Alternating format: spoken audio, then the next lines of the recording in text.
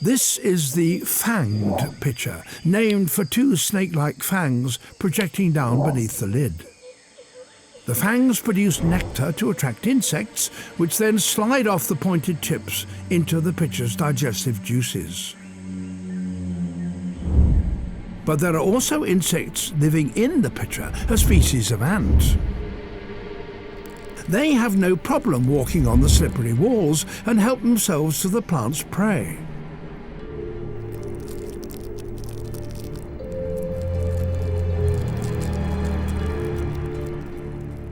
They even swim in the pitcher's fluid to steal food. But there's no such thing as a free lunch. The ants congregate beneath the rim and every now and then emerge to clean the rim of the pitcher, which keeps it slippery. So the ants help the pitcher catch food, and later they get their own share.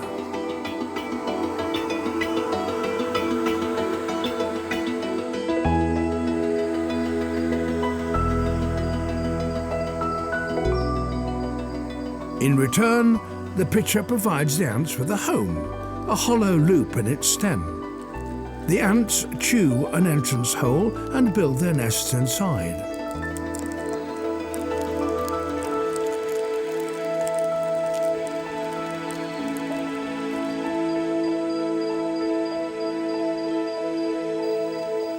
Only one species of ant lives with the fanged pitcher like this.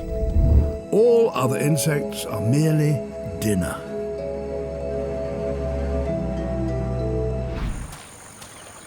Jaguars are solitary for most of their lives. Males approach females with trepidation. For jaguars have the most powerful bite in the whole cat family.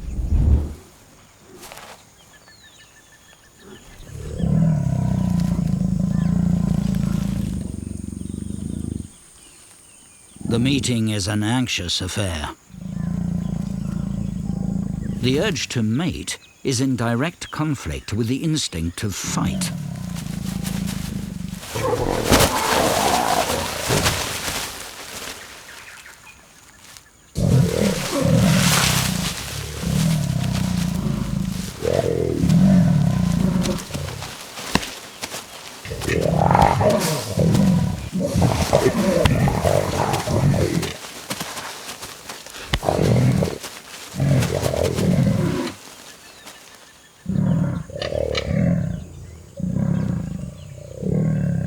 Jaguar courtship is a rough affair.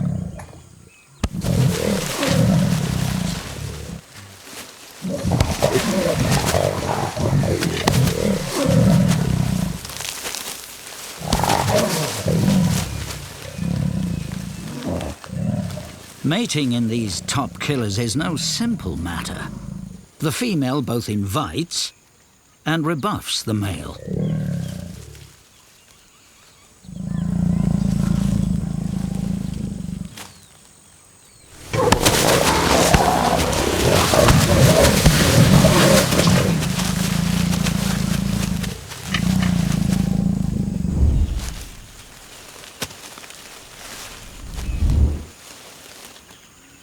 On this occasion, the violent wooing doesn't work out.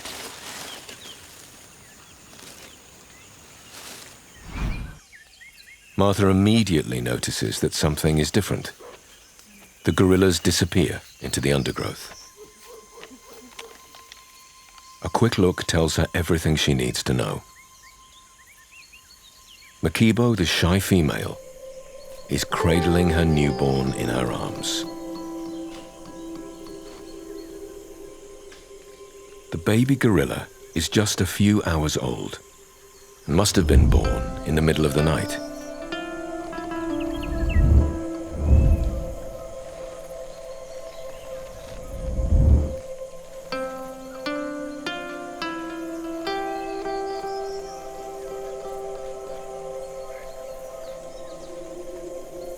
The new arrival is a welcome surprise for the team. Female gorillas rarely show signs of pregnancy.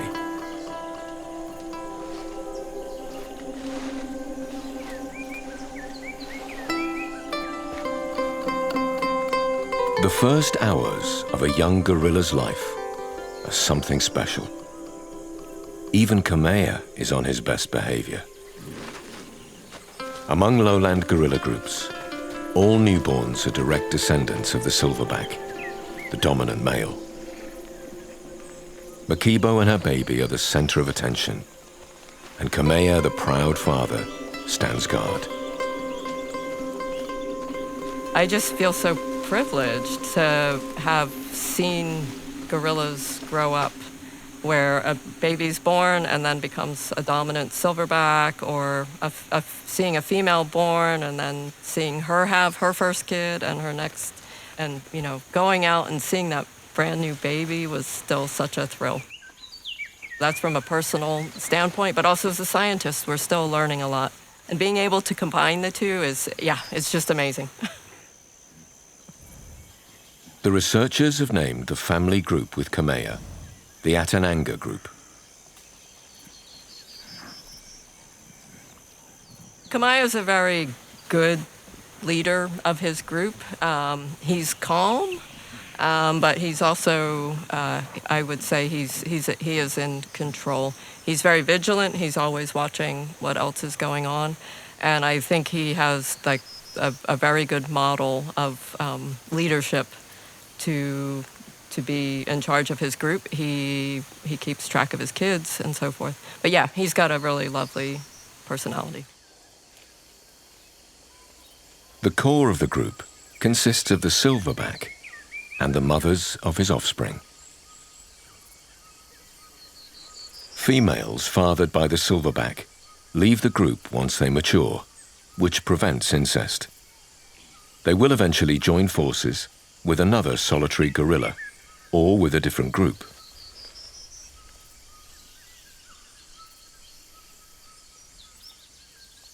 Young males are eventually forced to leave. The silverbacks will not tolerate rivals for their position. Waka is 10 years old and will probably spend another 4 or 5 years with his family. Awagli is 6, giving him another decade or so with the group. After their departure, the males roam the forest on their own, hoping to eventually form their own little group.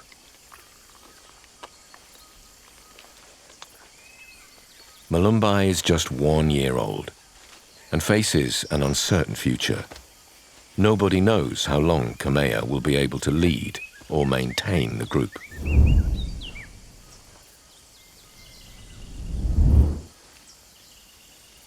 The departure of the offspring means that lowland gorilla groups are smaller and not as stable as those of their relatives, the mountain gorillas. If Kamea dies, the group will dissolve. For down on the forest floor lies the largest predator to hunt amongst these trees. A rock python. At 5 meters long, she uses her body to crush the life out of her victims. But today those muscles are being put to a very different use.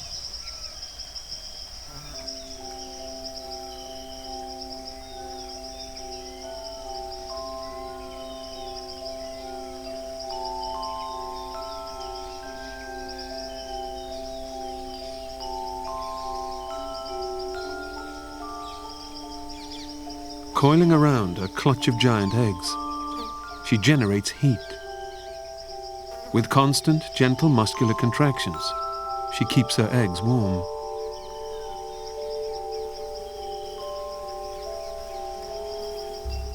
She's sat guard on her clutch for several weeks. But her maternal instincts will last only so long. Sensing the arrival of her young, she departs.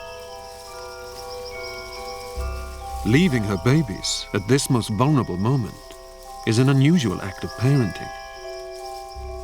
But she has hardly fed for weeks. Her motherly instincts could be overpowered by her predatory ones. She will eat her babies if she stays.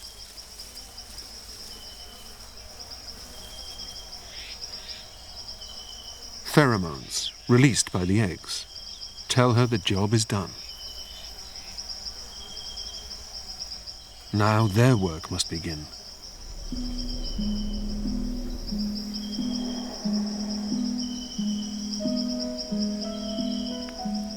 Using a special egg tooth, the babies slice through the leathery shell.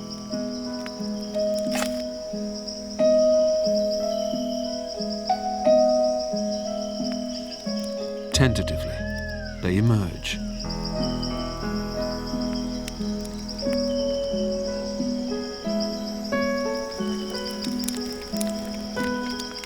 Tasting the air.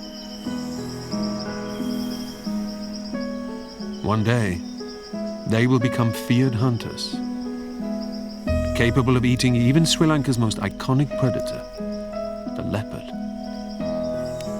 But right now, they are vulnerable.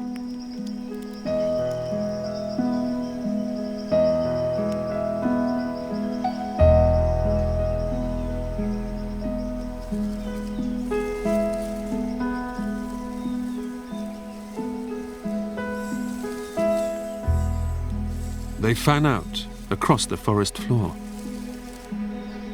Pythons are solitary, so sibling rivalry starts early. Each of them must find their patch, and for now, their own place to hide. Nothing in this forest is safe.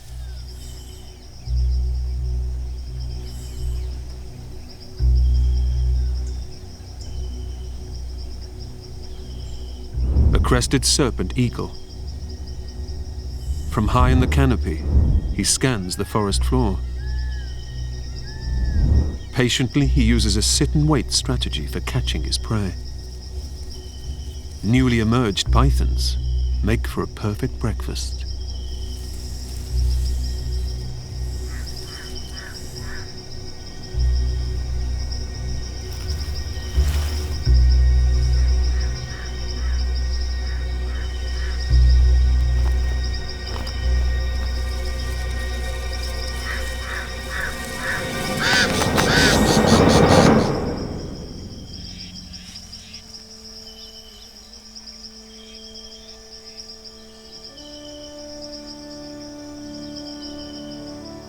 Only a handful of the hatchlings will survive to adulthood.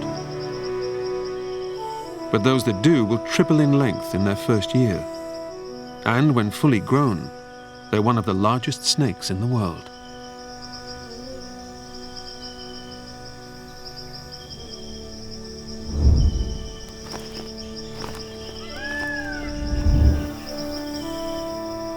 Like every living creature in these forests, they must fight for limited space.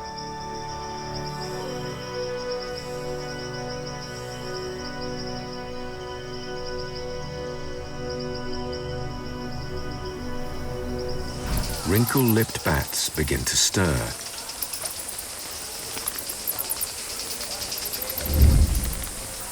They're preparing for a night's hunting in the forest beyond. And outside, other hunters are expecting them. A Wallace's hawk eagle. Each evening, it takes up position near the cave's entrance. But today, there's a disturbance. The local gang of pied hornbills.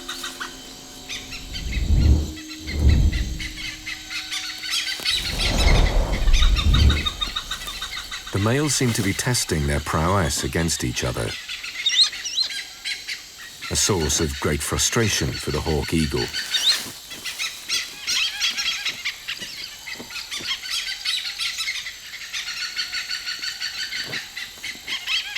Especially when it's right around the best perch.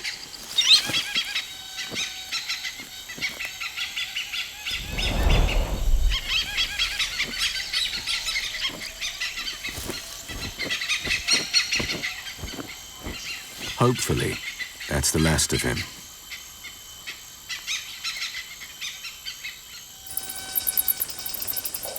This is the moment the hawk eagle has been waiting for. The nightly exodus of hundreds of thousands of bats.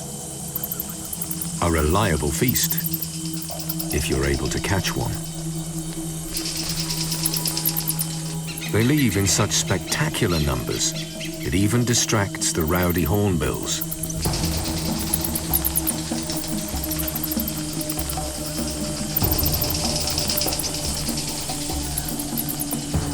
For the hawk eagle, it's game on.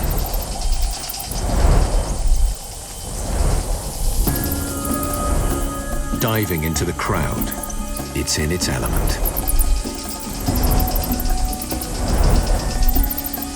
They're still watching.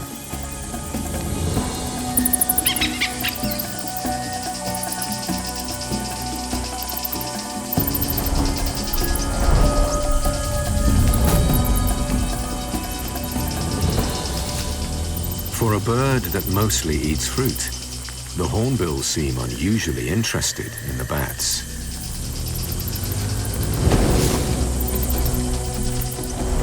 What exactly is he doing?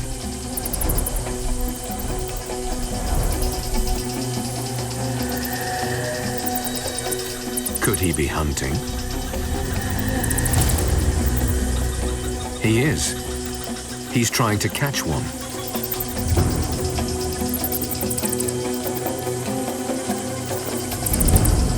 This is unheard of.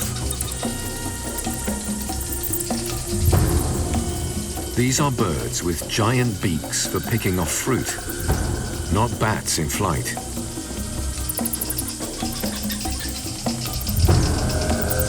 The expert shows exactly how it's done.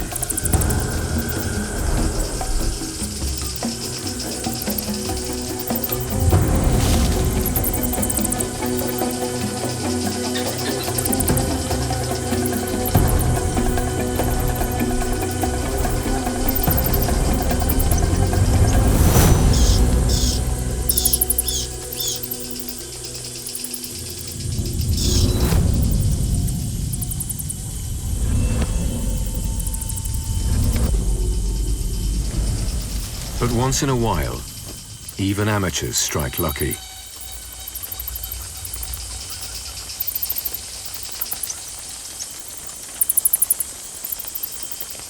A completely new behavior, never recorded here before.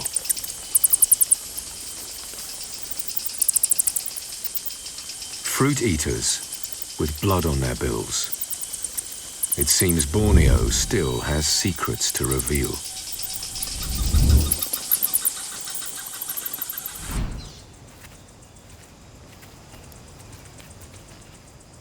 Coatis, relatives of the raccoon, are found throughout the Mata Atlântica and far beyond. Unlike the swifts, they are opportunists. Aided by a great sense of smell, they snuffle out all kinds of insects and bugs. Coatis are highly social animals. The babies are born in a nest in the treetops, and when just 6 weeks old, they descend to join other families.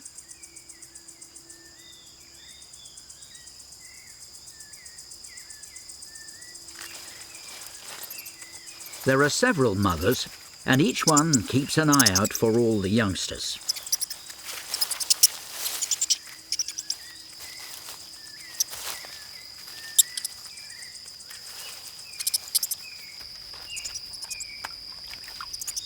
Led on by their noses, the young ones are endlessly curious.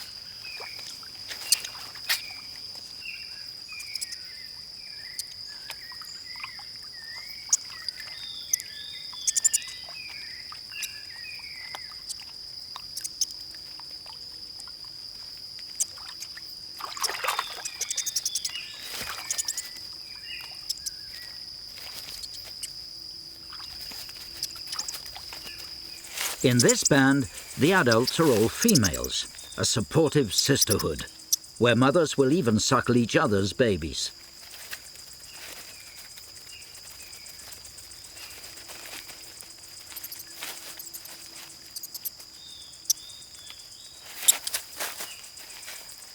Coatis are smart, but the youngsters have much to learn, including what constitutes food and what doesn't.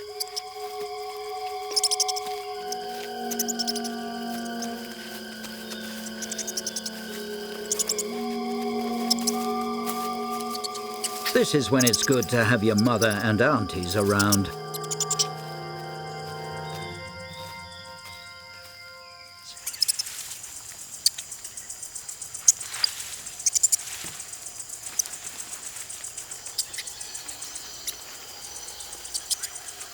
A fallen tree holds many grubs to tempt a young Coati. But he must be careful, for the group has disturbed a Brazilian wandering spider that was sleeping under the log.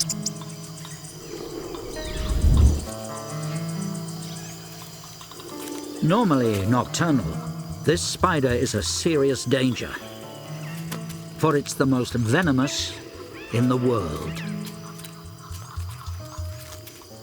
Young noses must be wary.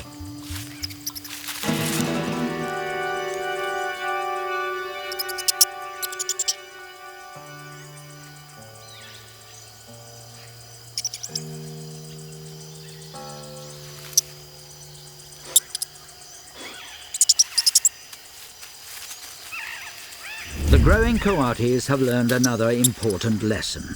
Some things in the leaf litter are best left alone. Near the Nile lies the Kibale National Park, a large untouched area of rainforest.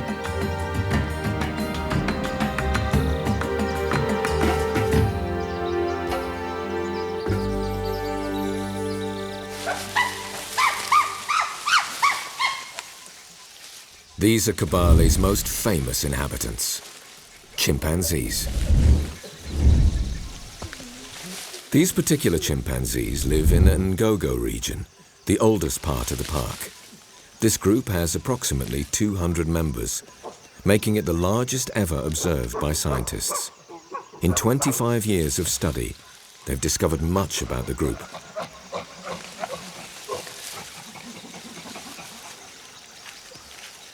These giant fig trees are one of Ngogo's riches. Known as Ficus macuso, they may be the reason for the large numbers of chimps and their health.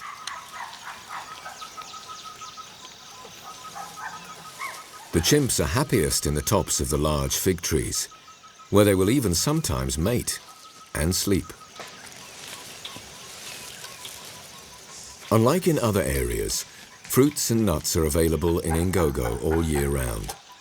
The abundance of food may explain the exceptional size of this group.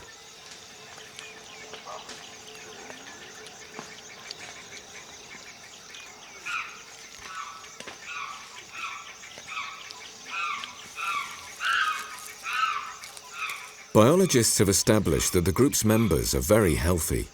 The average age of the animals is 33, while nearby groups have an average age of just 20.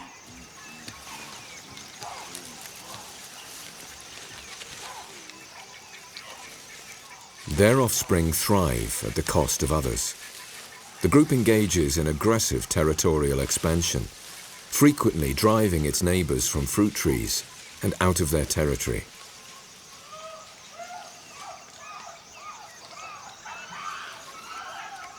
Ovulating females develop swellings on their rear. They're fertile for 2 weeks. During this period, they will mate with several males from the group.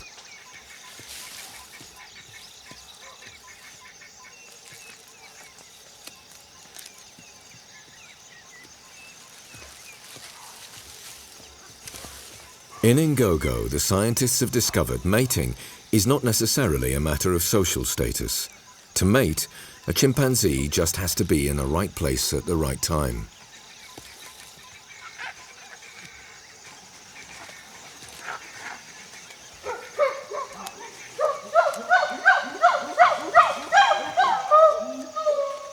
As a rule, chimpanzees build nests like this to sleep in at night. However, at a pinch, they can be used for an afternoon nap.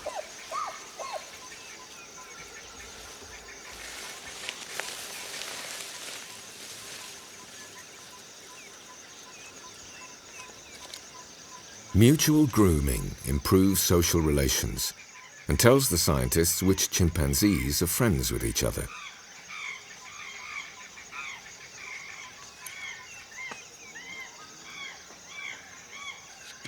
Chimpanzees may spend a lot of their lives in the treetops, but on occasion they still return to the forest floor.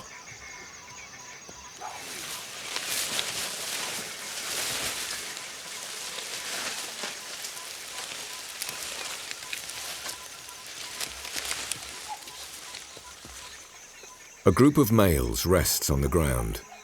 Coalitions like this are often maintained over years, sometimes even over a lifetime. And in Ngogo, females establish similar alliances. The chimpanzees form these groups to hunt and to help each other rise up the hierarchy.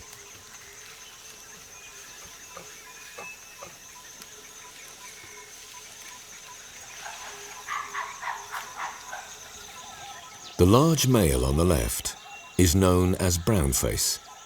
4 years ago, he adopted an orphan baby and reared it on his own.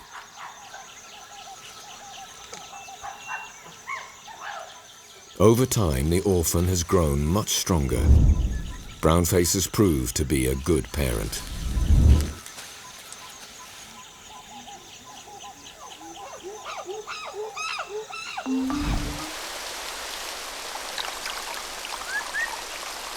As streams swell across the rainforest, a miniature world springs to life. In the late afternoon, male rock frogs begin to gather.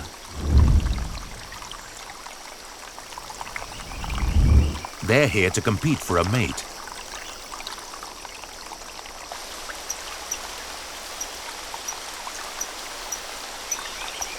The trouble is, at 2 centimeters long, it's not easy to get heard above a waterfall.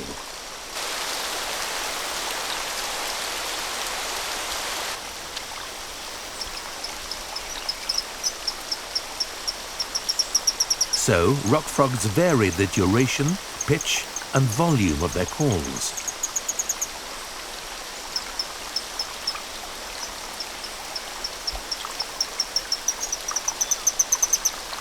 A decent effort, but this much noise requires drastic action.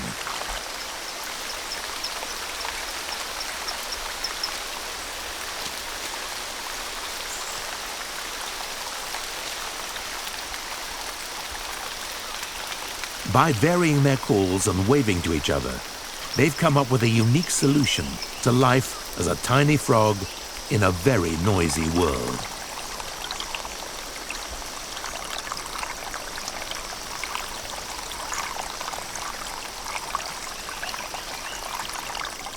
The males are here in the hope of attracting a mate. Though her arrival can push things over the edge.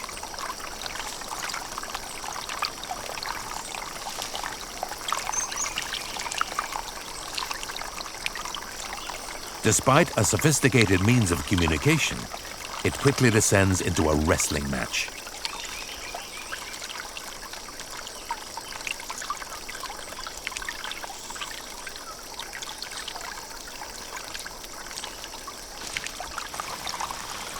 Species here have come up with all sorts of solutions to deal with the regular rains.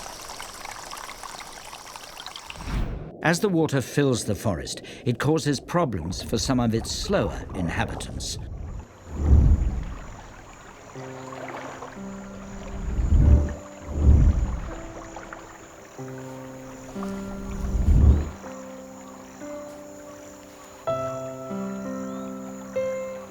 The sloth faces the new challenge of moving from tree to tree as it searches for the least poisonous leaves.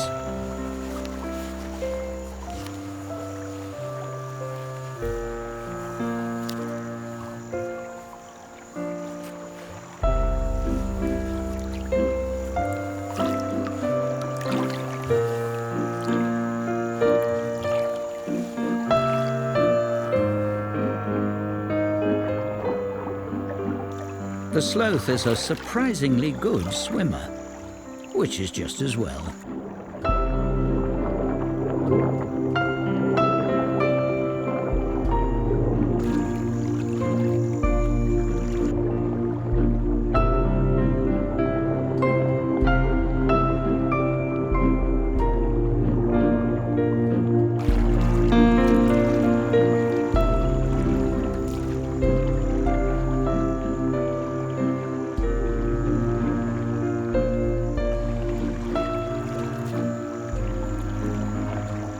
Mother and baby can swim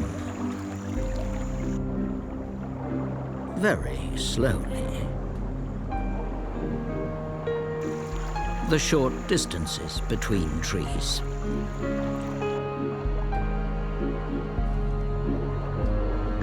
As long as their fur doesn't become too waterlogged. Curiously, the sloth's wet fur may be a blessing in disguise, for it encourages green algae to grow, which provides a kind of camouflage.